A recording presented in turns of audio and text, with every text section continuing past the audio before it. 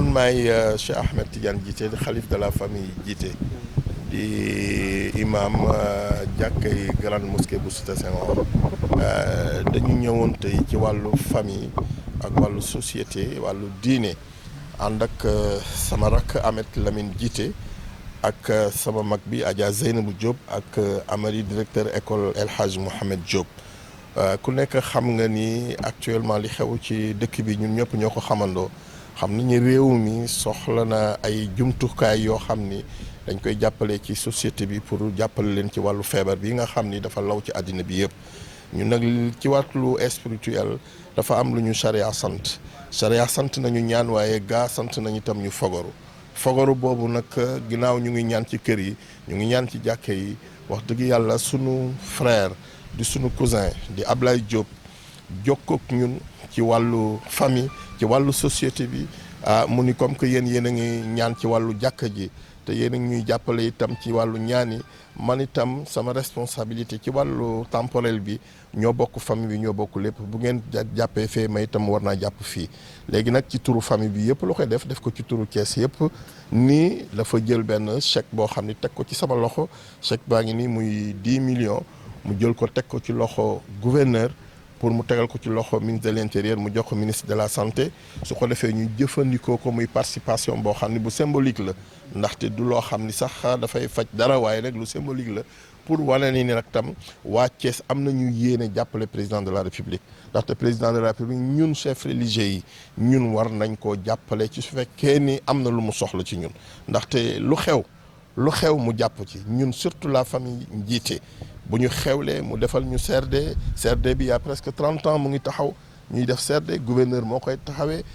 chef de service yi lu ñu soxla ci wàllu matériel mu jàppale ñu ci wàllu matériel boobu assisté gàmm gi ñuy jógee Gàmbi fu nekk li ñu fay jógee Zeynabou Diop bii moo nekk responsable yi nga xam ne moo yore ak rakam na koy jiite ñoo yore affaire sociale bi yeeg yëpp ñoo ko yore. waaw waaw li may dénk rek mooy ñu fogoru comme niñ ko jàngee ñun ñëpp parce que foog naa ni loolu lépp gis nañ ko ci télévision bi na nit ñi sàmm cet gi moytu ndaje yi nga xamee ni tam dafay am affrontement ci sunu biir jël set gi nga xamee ni moom la ñuy yonent bi sant parce que dañu an-nazafatu min al iman te set ci la lépp nekk moo tax directive yi nga xamee ni ministère de la santé jox nañu ko ci télévision bi ak ci média yi ñu war koo jëfandikoo à 100% li nga xamee ni tam président sant nañu ko ñu war koo def nañ ko def à 100% su ko defee tam ñu jàpp ni réew mi lépp loo xam dañ ko fiy santaane lu jóge ci wàllu président dañ ko war a exécuter xam ni sunu njëriñ la su ko defee tam lii ñu def tam dañ koo def pour tout le monde waaye nag bëgg nañu tam ko ñu ci toppandoo ndaxte yonent bi dañu man sanna sunnatan hasana fa lahu ajruha wa ajru man amila biha ila yawmi ddin moo tax ñu bëgg nag macha allah ñoom ñëpp ñu mobiliser wu ñëw fekk si ñu fii muy demee wala ginnaaw suba wala ci semaine yi ñëw ku nekk na jël bu doon dërëm xeebuñu ko nga teg ko ci loxo gouverneur su ko defee ñu xam ni waa Thiès kat kenn du dem ñu des ginnaaw loolu rek laa amoon lu ma ciy sànni jërëjëf kon monsieur le gouverneur chèque baa ngi nii waaw su ko defee lii ci sa kay la ñëwee waaye nag nga xam ni xanaa kàddu gërëmaate su ma nuyoo ba pare gërëm bu baax oustaz mais gërëm son cousin le ministre d'État Abdoulaye Diop nekk fi ministre de l'économie et des finances bu ñu ràññee pendant 14 ans bu nekk tey vice gouverneur banque centrale BCEAO ci compte Sénégal donc nekk suñu mag tamit li ma koy faral di wax ci administration ndax inspecteur du trésor la de classe exceptionnelle donc fonctionnaire émérite waaw tey na bu ñëwee def lii daf ñuy rek réconforter ci li ñu nekkoon mais également daf ñuy gën a ñaax wane ne moom liggéeyal Sénégal moo ko ñor mais également wane ne moom li xam ne rek dëkk bi soxla nañ ko mu ngi ci liggéey na des années comme inspecteur du trésor continue di service Sénégal des années comme ministre des finances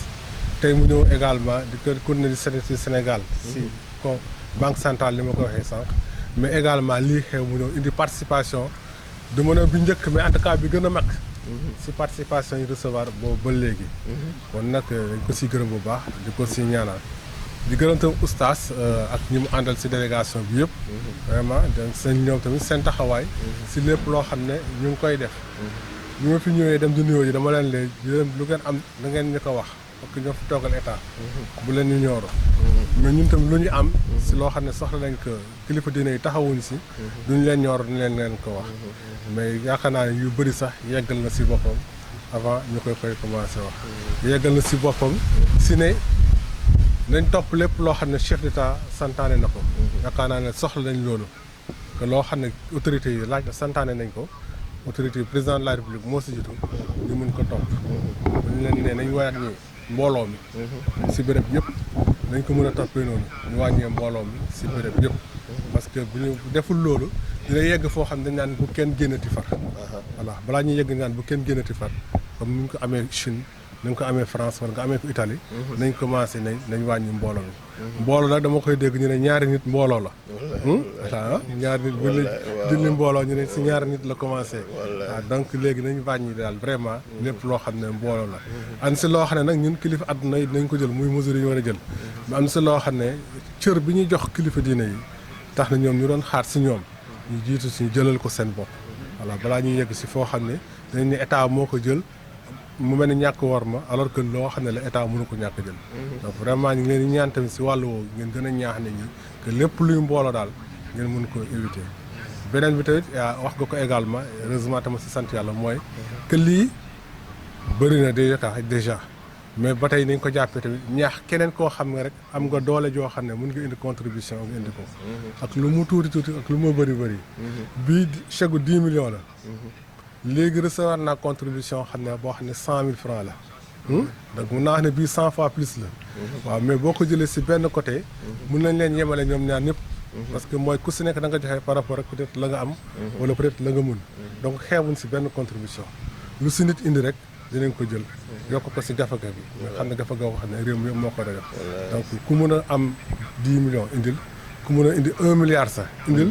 xalifa général des mourides joxe ne 200 millions donc lu nit am rek indil mais ku am 100 000 francs tamit nga indi dinañ jël ku am 50 000 nga indi dinañ jël ndax dafa nekk mbir moo xam ne dafa bette fi ne ni état war na def ay économie substantielle si yeneen i domaine pour mun ko jël dugal ko si biir xeex bi voilà dégg ngeen 64 milliards yoo xam ne ñu ngi ko prévoir si ay domaine lañ ko jëlee dugal ko si donc lu nit ñi gën a contribuer rek mu mel ni impôt bu bees bu doon état bi recevoir donc dina mën a wàññi li xam ne mu ngi koy prélever pour dugal ko si je pense que seen ko waxee ministre d'état Abdoulaye Diop moom dina ko xam bu baax jamono yi mel ni daan na ko fi fekk calamité am si le champ ñu ne ko dajaleel xaalis pour ñu mën ko si dugal day métti parce que defoon na prévision ba pare defoon na budget ba pare mais contribution yi mel nii dina mën a wàññi li xam ne war nañ ko dajale en urgence donc vraiment ñi ngi xaar ku nekk contribuer si xaalis si matériel lépp loo indi incha allah dinañ ko jël xanaa delluwaat rek di leen gërëm di leen sant di leen waxaat suñu mbégte ànd ak yéen si lépp lu ngeen def wax dëgg yàlla et taxawaay bi tamit kontaan nañ si trop waaw di wax ngeen jottali suñu gërëm ministre d'État Abdoulaye Diop waaw di leen sant bu baax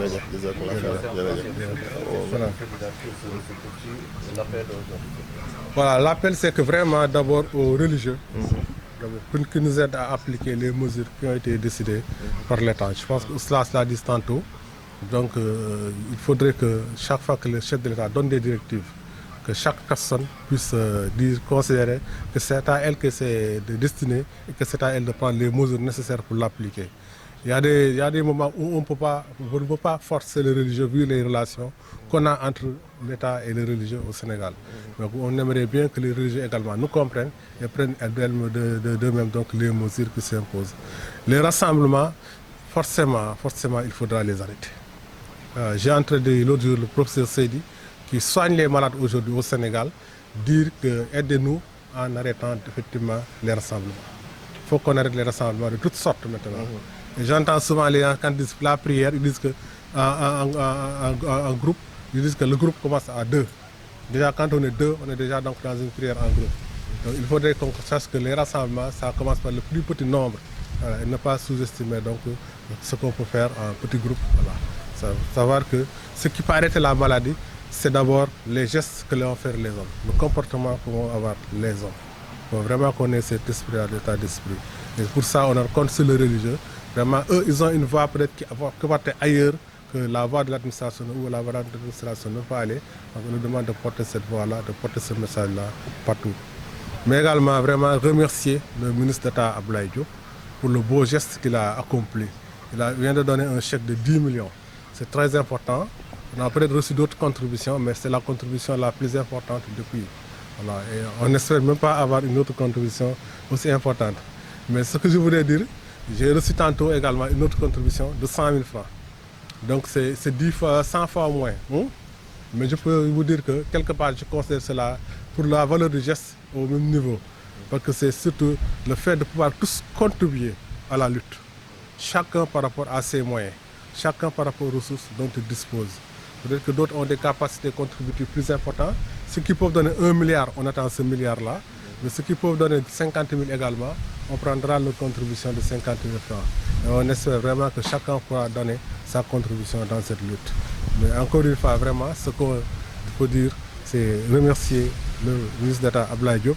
Mais ce qu'on peut dire également, c'est pousser tout le monde à avoir des comportements qui permettent effectivement de prévenir la maladie. Parce que c'est le meilleur moyen actuellement de lutter contre cette maladie. jërëjëf. sëriñ bi defal ñaan